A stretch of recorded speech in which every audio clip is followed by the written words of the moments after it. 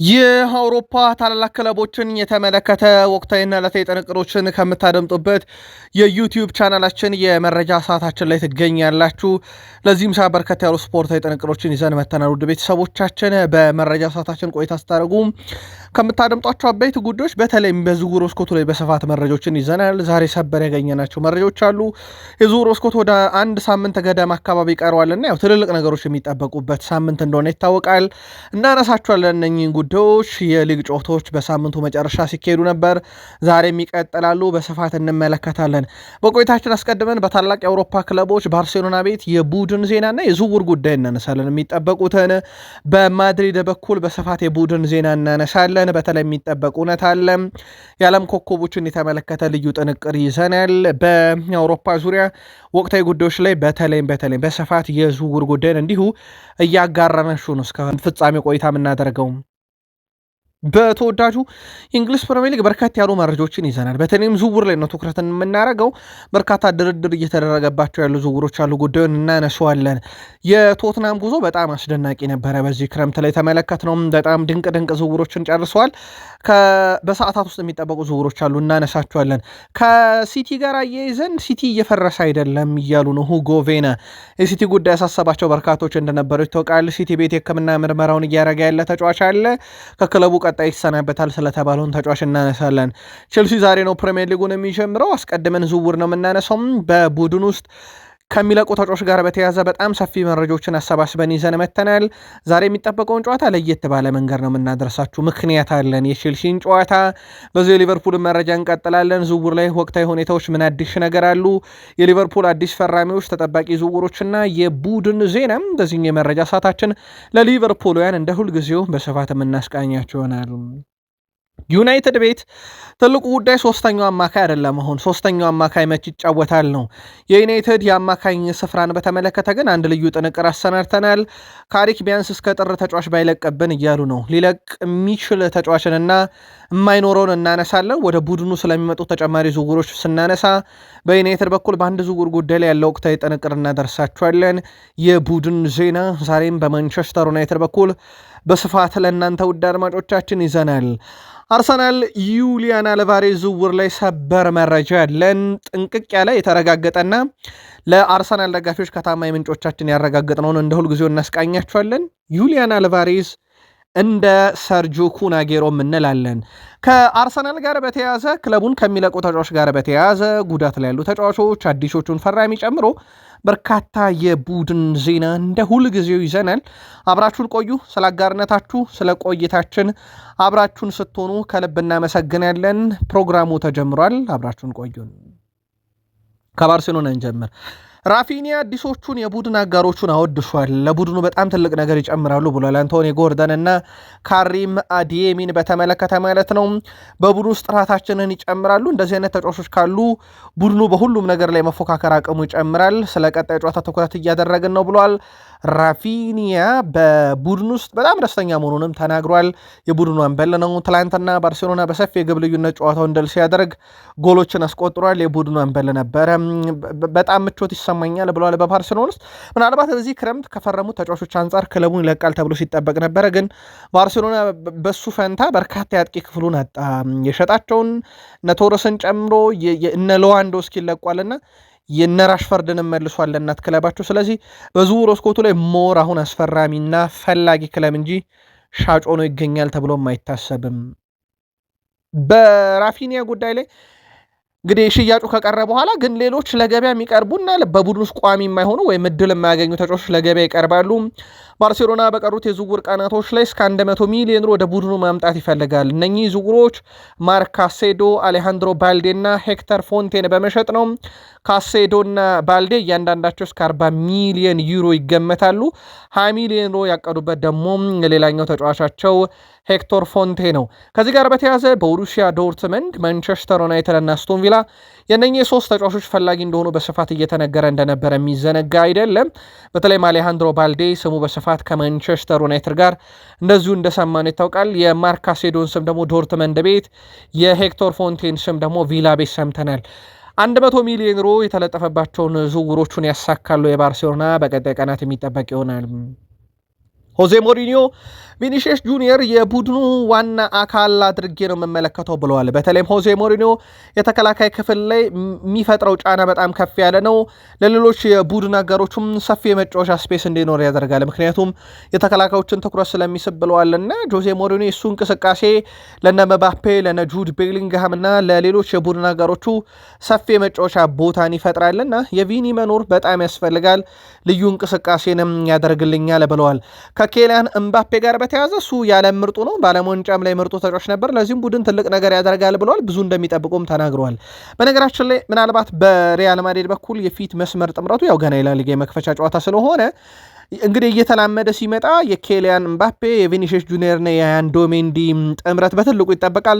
ምናልባት ከረጅም ጊዜ በኋላ እንደ ቤንዜማ፣ ሮናልዶ፣ ቤል ምናልባት እንደዛ አይነት ጥምረት የምናይበት ዓመት ሊሆን ይችላል የሚል ምልከታ አላቸው የማድሪድ ደጋፊዎችና የቃል ስፖርት ዩቲዩብ ቻናል ወይም የዚህኛው የዝውውር ቻናል ቤተሰቦቻችንና የማድሪድ ደጋፊዎች ቤል፣ ቤንዜማ፣ ሮናልዶ በነ ኬሊያን እምባፔ፣ ቪኒሺየስ ጁኒየር ያንዶ ሜንዲ ይተካሉ። የምልከታችሁን ግላኩልን። ኔይማር ጁኒየር የብራዚል ብሔራዊ ቡድን ተሰናብቷል። የሳንቶስ ስንብቱ የተረጋገጠ አይደለም፣ እየተጫወተ ነው ኮንትራክት ስላለው። ሌሊት በነበረ ጨዋታ ላይ ሳንቶስ ከሚራሶል ጋር በነበረው ጨዋታው 1-1 ነው የተጠናቀቀው። ኔይማር ጁኒየር በጨዋታው አሲስት አድርጓል። በጣም ጥሩ ፎርም ላይ ነበረ። በነገራችን ላይ ትላንትና በእርግጥ ከሰሞኑ ጨዋታዎችን እያደረገ ባለበት ሰዓት ጎሎችን እያስቆጠረ ይገኛል። ከዚህ ጋር በተያያዘ ኔይማር ጁኒየር በጣም ድንቅ የተባለ ጊዜን እያሳለፈ ያለው ተጫዋች በቀጣይነት ጫማ ይሰቅላል፣ ወደ አሜሪካ ሜጀር ሊግ ሶከር ያመራል፣ በሳንቶስ ኮንትራቱን ያራዝማለሁ የሚለውም በቀጣይ የሚጠበቅ ይሆናል። ተከታትለን በዝውውር መስኮቶቹ ላይ እናደርሳቸዋለን። በእርግጥ ጥር አካባቢ ነው የኮንትራት ሂደቱ የሚጠናቀቀውና እስከዛ ድረስ አዳዲስ ጉዳዮች ሊኖሩ ይችላሉ። ከሁለተኛው የዝውውር ቻናላችን መረጃዎችን እያጋራናችሁ እንገኛለን። ከተወዳጁ የእንግሊዝ ፕሪሚየር ሊግ ጋር በተያያዘ ወዳገኘናቸው ጥንቅሮች እንሻገር። በፕሪሚየር ሊግ አስቀድመን የፒኤፍኤ የዓመቱ ምርጥ ተጫዋች ሽልማት በነገው ዕለት በማንቸስተር ይካሄዳል። ማን ያሸንፋል የሚለውን ቅድመ ግምታችሁን አጋሩን። ያው አርሰናል 3 ተጫዋቾችን ያስመረጠበት፣ ሲቲ 2፣ ዩናይትድ 1 ተጫዋች ያስመረጠበት እንደሆነ ይታወቃል።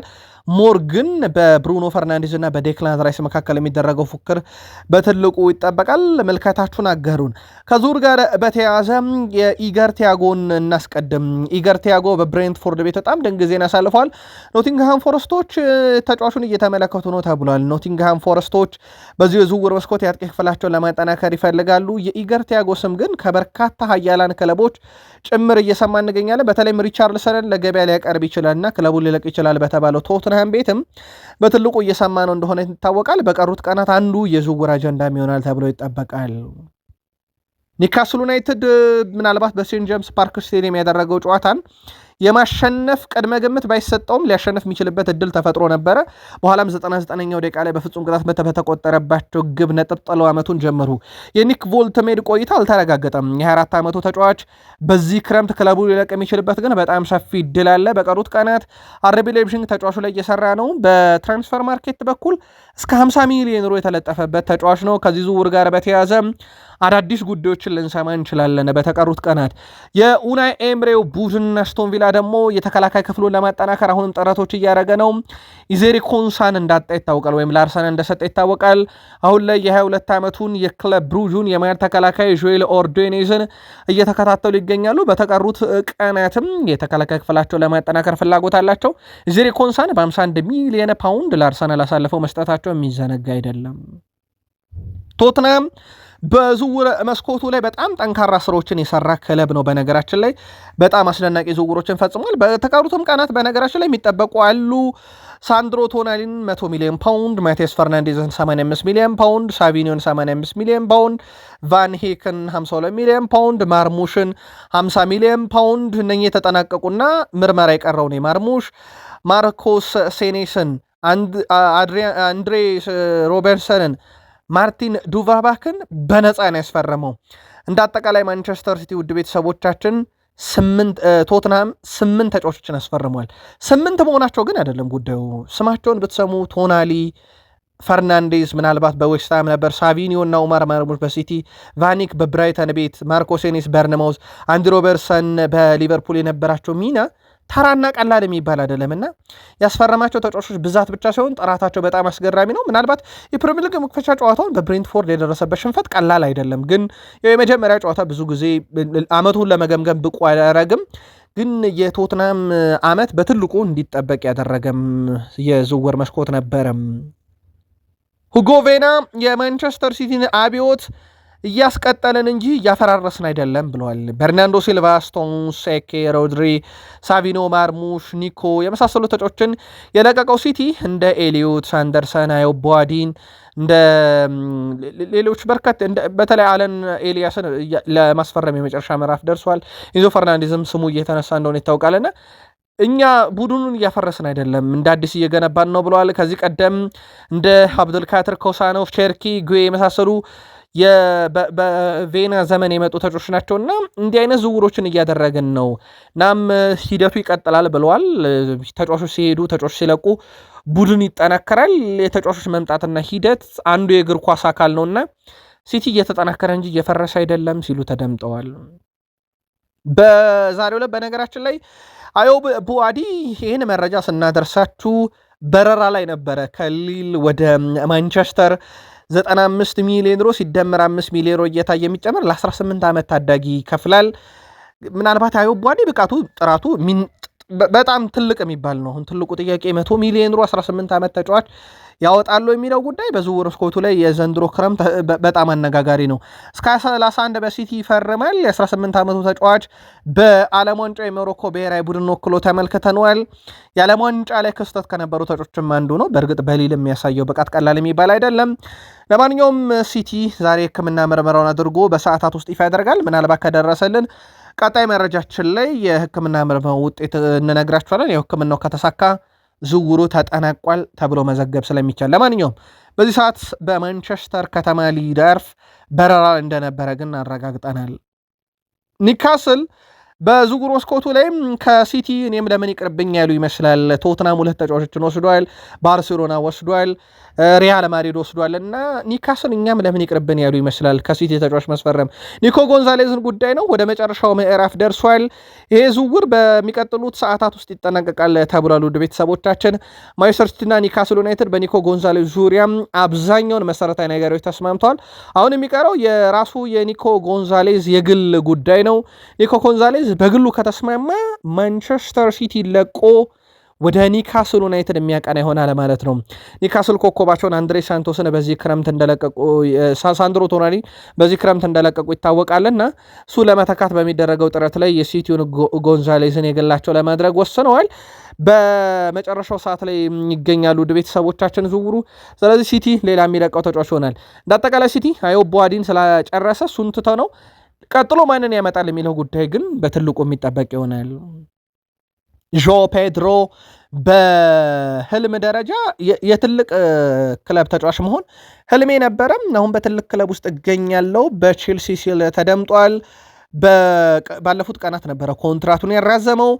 ከኮንትራት ጋር በተያያዘ ኮንትራት ያለው ፔድሮ ኔቶ ደግሞ ወደ ሳውዲ አረቢያ አልሂላል ሊያመራ የሚችልበት እድል አለ።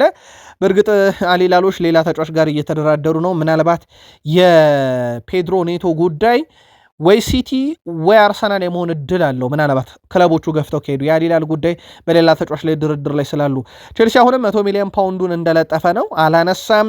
ሌላኛው ኒኮላስ ጃክሰንን በተመለከተ ነው። በዚህ ክረምት በቋሚነት እንደሚለቅ የሚጠበቀው ተጫዋቹ በዚህ ሳምንት ወይ አስቶን ቪላን ወይ ደግሞ አትሌቲኮ ማድሪድን ይቀላቀላል ተብሎ ይታሰባል። ከሁለት አንዱ ወይ አስቶን ቪላ ወይ አትሌቲኮ ማድሪድ መዳረሻው ሲሆኑ በቋሚ ዝውውር የመሆን እድሉም በጣም ሰፊ ነው። ቼልሲ ዛሬ ነው የመክፈቻ ጨዋታውን የሚያደርገው በፕሪሚየር ሊጉ በክራቨን ኮቴጅ ከፉልሃም ጋር ይጫወታልና የለንደን ደርቢ ነው ጨዋታው። የእንግሊዝ ፕሪሚየር ሊግ የ2026/27 የውድድር ዓመት የመጀመሪያ ሳምንት የመጨረሻው ጨዋታ ዛሬ ይካሄዳል። ምሽት 4 ሰዓት በክረምት አዲስ አሰልጣኞችን የሾሙት ሁለቱን ክለቦች ያገናኛል ክራቨን ኮቴጅ። ቼልሲ ከሪያል ማድሪድ የተሰናበተውን አሰልጣኝ ዣቪ አሎንሶን እንዲሁም ፉልሃም ራሱ በተመሳይ ከሪያል ማድሪድ የተሰናበተውን ጊዜ አሰልጣኝ የነበረውን አልቫሮ አርቤሎን ቀጥረው ነው ዓመቱን የሚጀምሩት። ምሽት 4 ሰዓት ላይ በክራቨን ኮቴጅ የሚደረገው የምዕራብ ለንደን ደርቢ 36 ዓመቱ ጆን ብሩክ ወጣቱ ዳኛ በመሃል ሜዳ ይመሩታል። በለንደን ደርቢ ጨዋታ እንግዲህ የሁለቱ ጓደኛሞች አሁን ባላንጣ ሆነው አሁን ሁለቱም አሰልጣኝ ሆነው ሁለቱም የማድሪድ ወንበር ሰፍቷቸው የመጡ ናቸውና እንዴት ያለ ምሽት ያሳልፋሉ የሚለው በትልቁ ይጠበቃል። ቼልሲና ፉልሃም ዛሬ ምሽት በክራቨን ኮቴጅ የፕሪሚየር ሊግ የመጀመሪያ ጨዋታቸው ሲያደርጉ ጨዋታው የጓደኛሞች ነው እንዳልኳቸው አሰልጣኝ ዣቪ አሎንሶና አርቤሎዋ በተቃራኒ የሚያገናኝ መሆኑ ሞር ጨዋታው ላይ ትኩረት እንዲስብ አድርጓል። ዣቪ አሎንሶና አርቤሎዋ የቀድሞ ጓዶች ናቸው። በነገራችን ላይ በሊቨርፑልም ጓደኛ ነበሩ፣ ሪያል ማድሪድም ጓደኛ ናቸው፣ በስፔን ብሔራዊ ቡድንም ጓደኛ ናቸው። 262 ጨዋታን በጋራ በሶስት አጋጣሚ አድርጓል። በሊቨርፑል በሪያል ማድሪድ እና በስፔን ሁለት አሰልጣኞች ባለፈው ዓመት ከሪያል ማድሪድ የተሰናበቱ ሲሆን አሁን ደግሞ ቼልሲና ፉልሃምን ተረከቡ። ከዓመታት በፊት 2004 ዣቪ አሎንሶ ሊቨርፑልን የተቀላቀለ ሲሆን አርቤሎ ደግሞ 2007 ወደ ሊቨርፑል ሄዶ ነበር። ከጥቂት ዓመታት በኋላ ደግሞ 2009 ሁለቱም በአንድ ሳምንት ውስጥ ሊቨርፑልን ለቀው ሪያል ማድሪድን በወቅቱ ተቀላቀሉ። ዣቪ አሎንሶ ቀድመው ሪያል ማድሪድን 2014 በመልቀቅ ወደ ባየር ሙኒክ ያቀኑ ሲሆን አርቤሎ 2 ዓመት በማድሪድ ቆይተው ነበር። ስፔንን ወክለው በ38 ጨዋታ ሜዳውን የተጋሩት ሁለቱ ጓደኛሞች በጋራ የአውሮፓ ዋንጫን 2 ጊዜ እንዲሁም የዓለም ዋንጫንም ከስፔን ጋር አሸንፈዋል። ሁለቱም በ2016-17 የውድድር ዘመን መጨረሻ ጫማቸውን አብረው ነው የሰቀሉት አርቤሎና ዣቪ አሎንሶ 2018 በሪያል ማድሪድ አካዳሚ አሰልጣኝነት ስራ ሲጀምር አርቤሎም ከ2 ዓመት በኋላ ወደ ሪያል ማድሪድ አካዳሚ ሄደው ነበር። ዣቪ አሎንሶ ቀጥለው ሪያል ሶሴዳድን ሁለተኛ ቡድንና ባየር ሌቨርኩሰን በአሰልጣኝነት መርተው ስኬታማ ጊዜ አሳልፈዋል።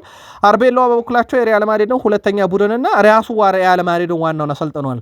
ሁለቱ አሰልጣኞች ባለፈው ዓመት ለ6 ወራት በሪያል ማድሪድ በፈረቃ ከመሩ በኋላ አሁን በፉልሃም እና በቼልሲ ተገናኝተዋል።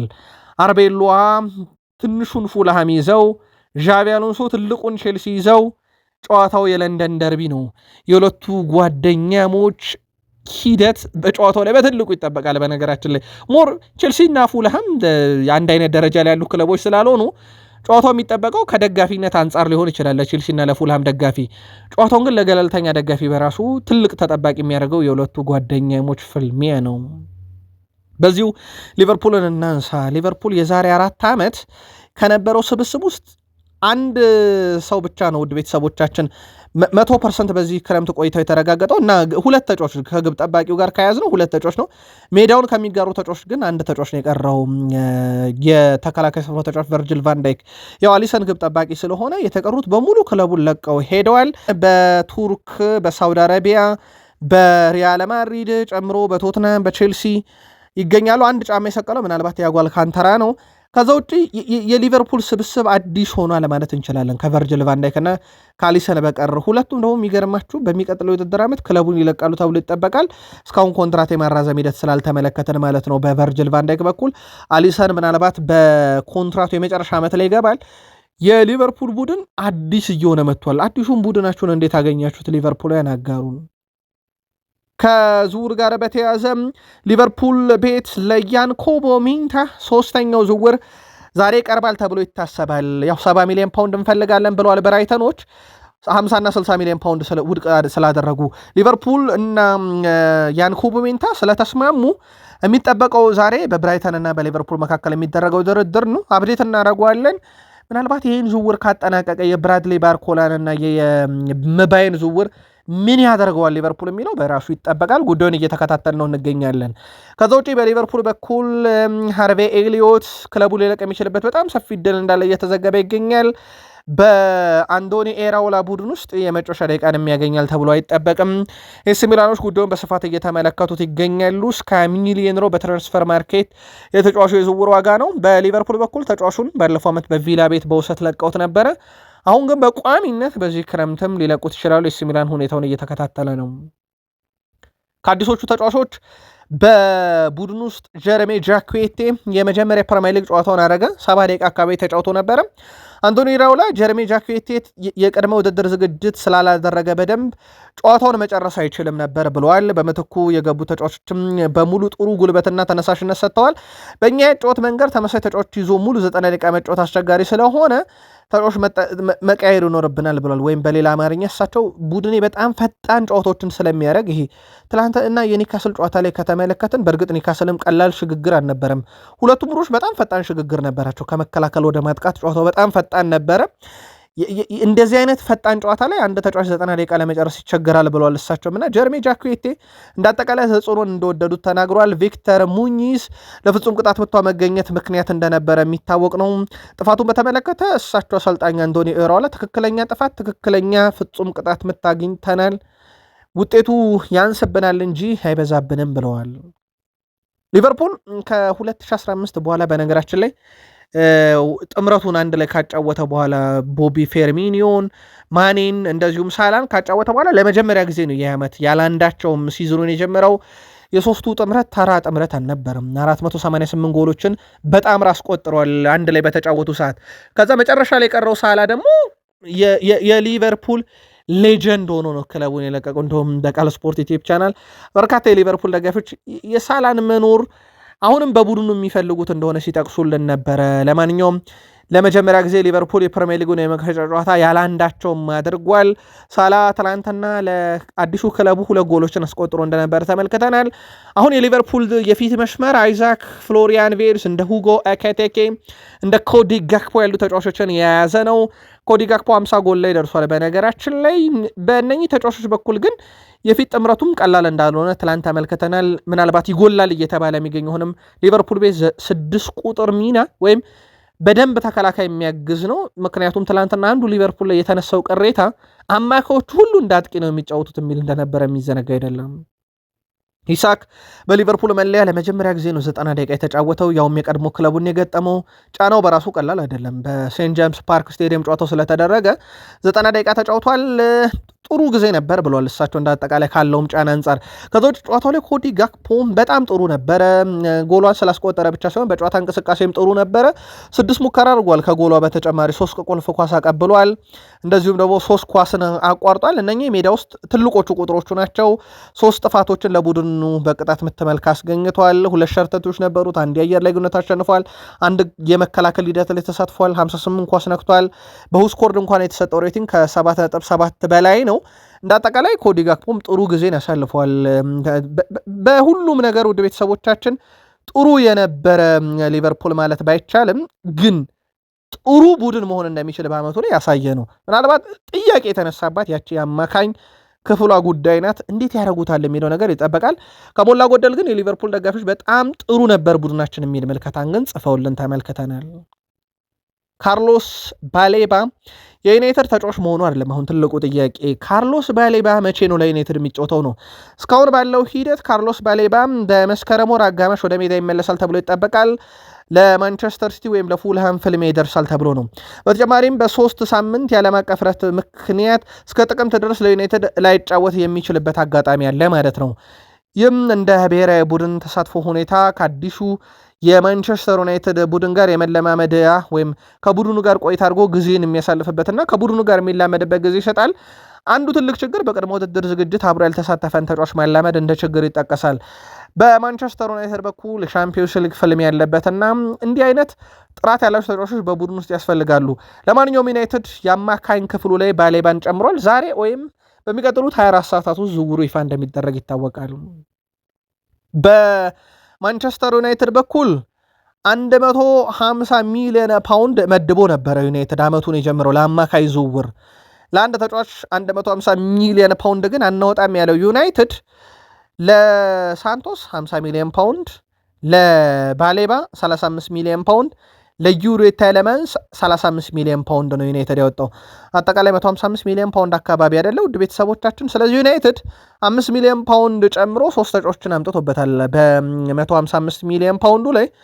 አሁን ትልቁ ጥያቄ ከኤኒዮስ እቅድ አንጻር ስኬታማ ነው፣ ከደጋፊ አንጻር ግን ስኬታማ ዝውውሮች ናቸው ወይ አንድሬ ሳንቶስ፣ ባሌባና ዩሪ ቴሌማንስ አማካኝ ክፍሉ ላይ ብቻ በሚለው ጻፉልን። ማይክል ካሪክ የአንድሬ ሳንቶስን የዩሪ ቴሌማንስን ዝውውር በተመለከተም እንዲህ አይነት ተጫዋቾችን ማግኘት በጣም ወሳኝ ነው ብለዋል። እሳቸው በዚህ ክረምት የተጫዋች ዝውውር መስኮት ላይ በጣም ሁሉ ነገር ውድ በሆነበት ሰዓት እኛ እንዲህ አይነት ጥራት ያላቸው ተጫዋቾችን ማምጣታችን ከ100 ሚሊዮን ፓውንድ በታች ጥሩ ስራ እንደሰራን ማሳያ ነው ብለዋል። ሁለቱም በጣም ምርጥ ጊዜን ያሳልፋሉ በክለቡ ጠብቁ እያሉ ይገኛሉ። እናም የቡድኑን ሚዛን ይጠብቁልናል ብለዋል። ማይክል ካሪክ እንዳጠቃላይ እስከ ጥር የዝውውር መስኮትም ተጫዋች መልቀቅ እንደማይፈልጉ ተናግረዋል። በቡድኑ አሁን ደስተኛ ነኝ፣ ወደ ቡድኑ የሚመጡ ተጫዋች ካኖሩ እንጂ ከቡድኑ እስከ ጥር ድረስ ቢያንስ እንዲለቁ አልፈልግም፣ ቡድኑን ማሻሻል እፈልጋለሁ ብለዋል። ከዛ ውጪ ምናልባት ከዩናይትድ ጋር በተያያዘ በዝውውር መስኮቱ ላይ የኤሲ ሚላን ፍላጎት በኑሱር ማዝራዊ ላይ የነበረ ቢሆንም ዩናይትድ 28 ዓመቱ ተጫዋች ስለመልቀቅ እስካሁን ያለው ነገር የለም። ማዝራዊ ፕሪሚየር ሊግ መክፈቻ ጨዋታው ላይ ተጫውቶ ነበረ። በዩናይትድ በኩል ይሄንን ተጫዋች እስከ 28 ኮንትራት እንዳለው ይታወቃል። ምናልባት ካሪክ ግን እስከ ጥር ድረስ ቢያንስ ተጫዋች መልቀቅ አንፈልግም ብለዋል። የዩናይትድ የዝውውር መስኮትን ምናልባት ጫና ውስጥ ከሚከቱ ነገሮች ውስጥ አንዱ ሜሰን ማውንት ነው። ሜሰን ማውንት አለልን የሚል ዩናይትዳዊ አስተሳሰብ ነበረ በዩናይትድ ቦርድ ውስጥ ማለት ነው። ይሄም ሜሰን ማውንት እስካለ ድረስ ማጫወት እንችላለን እሱን በአማካይ ቦታ ላይ የሚል 6 ቁጥር ቦታ አድርገው ሲያጫውቱ ተመልክተን ነበር። በአቋም መፈተሻ ጨዋታ ላይ ሜሰን ማውንት የለም፣ በጉዳት መች እንደሚመለስ አሁንም አልተረጋገጠም። በኢፕስዊች ታውን ጨዋታ ከተመለሰ ምን ይሆናል እናጣራዋለን። አማድ ዲያሎም ጉዳት ላይ ነው። በማንቸስተር ዩናይትድ በኩል ማኑኤል ኡጋርቴም ጉዳት ላይ ነው። ዩናይትድ ተጨማሪ ዝውውር ግን አማካኝ ክፍል ላይ ያስፈልገውም ወይ? መልከታችሁን አጋሩን። የማንቸስተር ዩናይትዱ ተጫዋች ሜሰን ማውንት ግን እስካሁን ለዩናይትድ 70 ጨዋታ በጉዳት አመልጦታል። ውድ ቤተሰቦችን 70 ጨዋታ ማለት አንድ ሲዝን 38 የተረጋገጠ የፕሪሚየር ሊግ ጨዋታ አለው። 38 የፕሪሚየር ሊግ ጨዋታ አለው ማለት ቢያንስ ለዩናይትድ 2 ሲዝኖችን አልተጫወተም የማለት ያክል ነው። የተጫዋች የለም ማለትና ዩናይትድ ከሜሰን ማውንት ምንድን ያተረፈው? ምልከታችሁን ግን አጋሩን። በአሌሃንድሮ ባልዴ በኩል ገና 22 ዓመቱ ነው። በዩናይትድ በኩል የሚጫወትበት የግራ ተመላላሽ ቦታ ላይ ነው ቢመጣና ዩናይትድ በዛ ቦታ ላይ የሚፈልገው የመስመር ተመላላሽ ተጫዋች እንዳለ ይታወቃል። በባርሴሎና በኩል 40 ሚሊዮን ዩሮ እንፈልጋለን ማለታቸው የሚዘነጋ አይደለም። በዚህ ዝውውር ላይ ግን ከዛም ሊበልጥ ይችላል። ምናልባት ድርድሩን እናየዋለን። ማንቸስተር ዩናይትድ ግን ተጫዋቹን ለማግኘት በጣም ተመራጩ ክለብ ሆኖ እንዳለ ይታወቃል። ይሄ ተጫዋች ዩናይትድ ቤት አዲስ ነገር እየጠበቅንበት ነው። ምክንያቱም ፒተር ሽማይክል ከትላንት በስቲያ የኒካስሉን አዲሱን አሰልጣኝ ቃለመጠይቅ አድርጎት ነበረ። የግራ ተመላላሹ ሊሶል በዩናይትድ እየተፈለገ ነው ሲባል የኒካስሉ አለቃ ምንም የሚለወጥ ነገር የለም በእኛ ቡድን ውስጥ ይቀጥላል ማለታቸው ይታወቃልና ዩናይትድ የአሌሃንድሮ ባልዴን ጉዳይ አጥብቆ እንዲይዝ የሚያስገድደው ቁጥር አንዳቸው ሊሶል የመገኘት እድሉ በጣም ዝቅ እያለ መምጣቱን ተከትሎ ነው። በዩናይትድ በኩል የቀድሞ የማንቸስተር ዩናይትድ ግብ ጠባቂ ፒተር ሽማይክል ካሪክ እንደ አንድሬ ሳንቶስ፣ ዩሪ ቴሌመንስ ባሌባ አይነት የመሃል ሜዳ ተጫዋቾችን ለማስፈረም ባሳለፈው ውሳኔ በሙሉ ደስተኛ ነኝ። ምክንያቱም በአሁኑ ሰዓት በመሃል ሜዳ ላይ አሪፍ ተጫዋች ማን እንደሆነ የሚያውቅ አሰልጣኝ ቢኖር ለእኔ ማይክል ካሪክ ነው እያለ ይገኛል። ኤዲዩን ቫንደርሳን በማንቸስተር ዩናይትድ በግብ ጠባቂ ቦታ ላይ ያለውን ደግሞ ሴላመንስን አሁን እየሰጠ ካለው ገልጋሎት በላይ ሊሰጥ የሚችል ግብ ጠባቂ ወደ ዩናይትድ መምጣት አይችልም። ሴላመንስ በተከላካዮች ሽፋን ሊሰጠ ይገባል። አሁን ያለው ትልቁ ችግር ሽፋን እየተሰጠው አይደለም የሚል ምልከታን አጋርቷል። ዩናይትድ በፕሪሚየር ሊግ የመክፈቻ ጨዋታ ሽንፈት እንደደረሰበት ይታወቃል። 2-0 ተሸንፏል። ዩናይትድ በነገራችን ላይ በታሪኩ ለመጀመሪያ ጊዜ ነው በፕሪሚየር ሊግ የመክፈቻ ጨዋታ በተከታታይ ተሸንፈው። አምና በአርሰናል ዘንድሮ በሃል ሲቲ። ይሄ በታሪክ ለመጀመሪያ ጊዜ ነው በተከታታይ ሲሸነፍ። ባለፉት 7 ዓመታት ደግሞ ለአራተኛ ጊዜ ነው በፓላስ፣ በብራይተን፣ በአርሰናል አምና፣ ዘንድሮ በሃል ሲቲ የተሸነፈው። ዩናይትድ ይሄንን ጅማሮን በተመለከተ ግን ምናልባት መጨረሻው ምንድን ነው ማለት አይደለም። አምናም ተሸንፎ ጀምሮ 3ኛን የጨረሰው። በዩናይትድ ምን እየጠበቃችሁ ነው? ደጋፊዎች ግን ምልከታችሁን አጋሩን። በቃል ስፖርት ዩቲዩብ ቻናልን በማለዳው ጥንቅር አንስተነዋል። አሁን የፕሪሚየር ሊግ መግቢያችን ላይ አንስተነዋል። የፕሮፌሽናል እግር ኳስ ተጫዋቾች ማህበር የፒኤፍኤ የዓመቱ ምርጥ ተጫዋች ሽልማት በነገው ዕለት ይካሄዳል። ብሩኖና እንደዚሁም ደግሞ የአርሰናሉ ዴክላን ራይስ ትልቅ ግምት ተሰጥቷቸው እየተፎካከሩበት ይገኛሉ። የእናንተ ምርጫ ማን ነው የሚለውን አጋሩን። የአርሰናልና የማንቸስተር ዩናይትድ ደጋፊዎች ናቸው በትልቁም በዓለም ዙሪያ መከራከሪያ ያደርገውት ያሉት። ለብሩኖ ይገባል፣ ለዴክላን ራይስ ይገባል በሚል ለማን ይገባል የሚለውን ጻፉልን። በዚሁ አጋጣሚ ግን በውድድሩ ላይ አሁንም ቅድመ ግምቶች ወደ ብሩኖ ያደሉ ናቸው። በብሩኖ በኩል የዓመቱ ምርጥ ተጫዋች ተብሏል። የፕሪሚየር ሊጉ ከፍተኛ አሲስት አድራጊ ነው። ዴክላን ራይስ ዓመቱን ሙሉ በወጥነት ተጫውቷል። በአርሰናል የፕሪሚየር ሊግ ዋንጫ ላይ በጣም ቁልፉ ሰው ነበረ። የእናንተ ምልከታ ግን በዚሁ አጋሩን። አርጀንቲናዊው አጥቂ ዩሊያን አልቫሬዝ አትሌቲኮ ማድሪድን ለቆ ባርሴሎና፣ አርሰናል፣ ፓሪሰን ጀርሜን የሚል ትልቅ ስሞች ነበሩ። አትሌቲኮ ማድሪድ ወደ ባርሴሎና ፈጽሞ ምን ላረግ ብሎ እንደነበረ የሚዘነጋ አይደለም። ከዛ በኋላ አርሰናልና ፒኤስጂ ቀሩ። ፒኤስጂም ከዝውውር ወጣ። የቀረው አርሰናል ነው። በአትሌቲኮ ማድሪድ በኩል ይሄን ተጫዋች እናቆየዋለን ካሉ በኋላ ዩሊያን አልቫሬዝ ከክለቡ ደጋፊዎች እየደረሰበት ያለው ተቃውሞ ግን ቀላል እንዳልሆነ ተመለከትን። አልቫሬዝ ጨዋታው ሲያበቃም ከቡድን አጋሮቹ ተነጥሎ ነበረ መልበሻ ክፍል የገባው።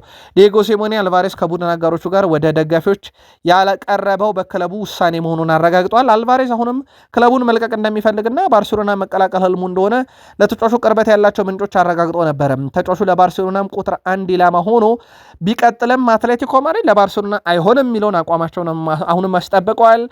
አሁን አትሌቲኮ ማድሪድ በሰበር የወሰኑትን እንንገራችሁ ውድ ቤተሰቦቻችን፣ ይሄ የተረጋገጠ ነው። አርሰናል 150 ሚሊዮን ዩሮ ከቀረበ እንሽጠው ብለው ተስማምተዋል። አሁን አርሰናል 150 ሚሊዮን ዩሮ ያቀርባል አያቀርብም ነው ጉዳዩ።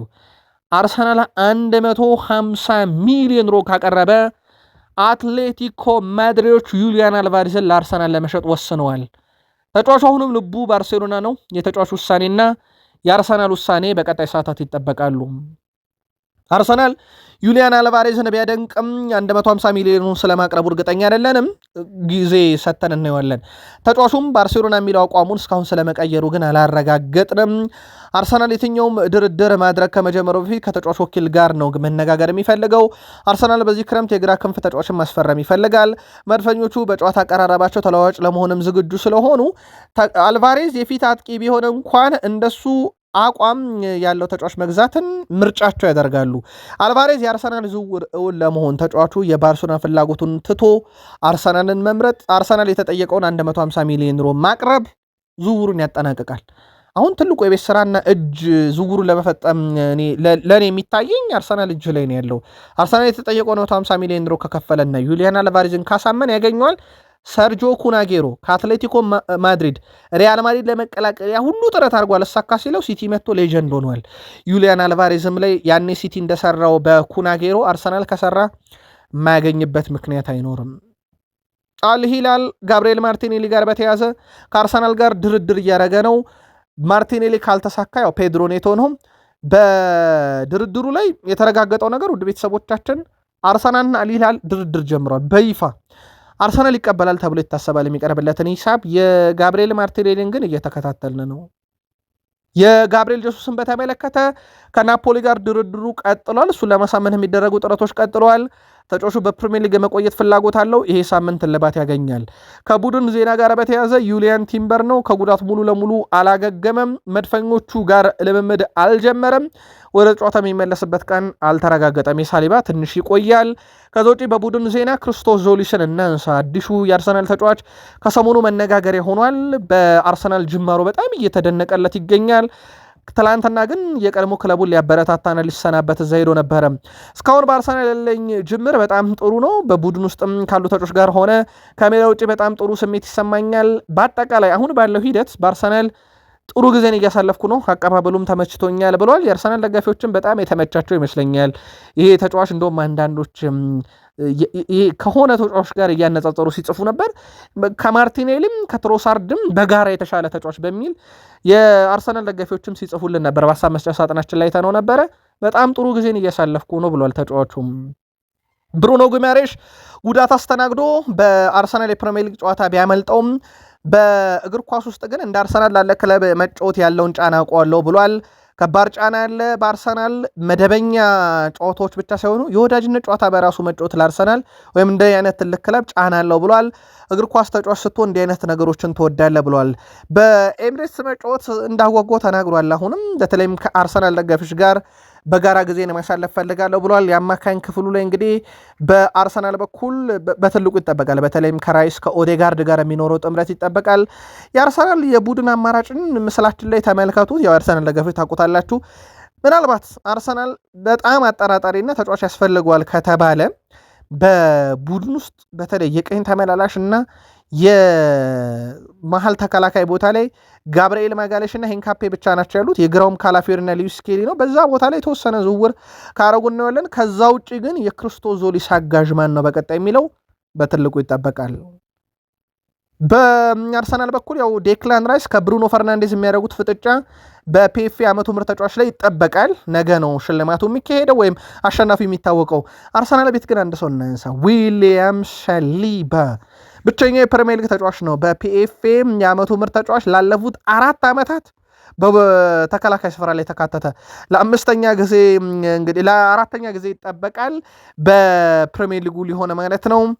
ተጫዋቹ 2023 24 2023 2024 2025 ተመርጧል። 2026 ይጠበቃል። ይሄ ተጫዋች በአርሰናል ቤት ውስጥ አሁን በጉዳት ላይ ነው የሚገኘው፣ ግን ለአርሰናል በሱ ቦታ ላይ ኢዜሪ ኮንሳ መጥቷል። ትልቅ የውድድር ዓመት ለአርሰናል እየተጠበቀ ነው። አርሰናል ምን እየጠበቃችሁ ነው ደጋፊዎች? ያው የፕሪሚየር ሊግ ዋንጫ አትሉንም መቼስ፣ ያው ቅድመ ግምቱ አርሰናል ቤት ስላለ። ሻምፒዮንስ ሊግን ዘንድሮ ግን ማንሳት ይችላሉ አርሰናል በዚህ ስብስቡና ጥራቱ በሚኬል አርቴታ ልምድ። ጻፉልን። አበቃ።